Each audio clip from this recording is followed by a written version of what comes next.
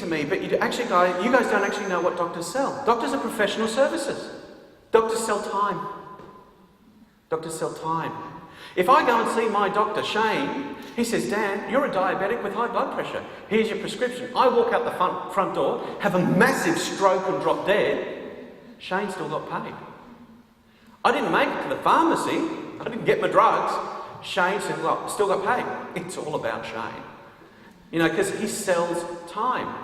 Now, here's where that matters. If you're a pharmaceutical salesperson, you're every day on the phone. What are you asking those doctors to give you for free? Time. If you don't understand what the values of the people you're trying to engage are, it's going to be really hard to connect with them. Just recently I was speaking at an optometrist conference, and I said, can anyone here tell me what business you're in? And they said, oh, we're in medical services, Dad. We're optometrists, we're eye doctors. I said, well, that's interesting. Where's your margin? Where do you make your money?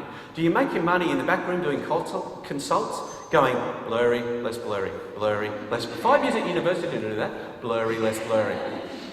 And they said, no, that covers the bills, but where we really make money is on frames. I said, well, isn't that interesting? So you're all in the retail fashion business. And they looked at me, 5 years at uni, now you're telling me I work at Katie's.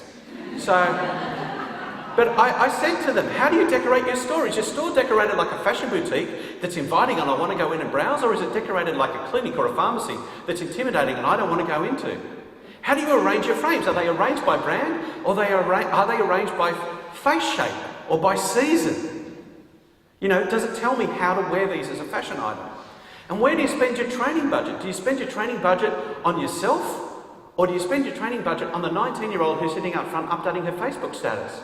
Because she's your salesperson, she's your profit centre. That's where your money should be spent. So actually understanding your own values, your own identity, the business that you're really in is critically important if you want to engage people, if you want to have them come to you. And the best brands have always understood that. McDonald's knows that Happy Meals aren't about nuggets and fries and a little plastic toy.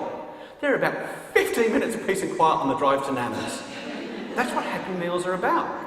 This lawyer in Canada knows that they're not selling court appearances and legal papers. They're selling payback. They know what they're selling. I found this ad in my local paper for a florist. It has a single rose, a small bunch of roses, and a big bunch of roses with the headline, "Just how sorry are you?"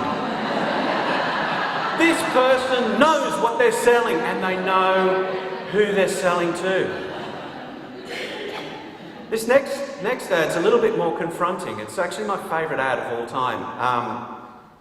I read it when I was a 19-year-old student, and it really changed the way I saw the world. It's for the Women's Protection League in the United States. It was developed by Tom McGilligan and Nancy Rice in Minneapolis.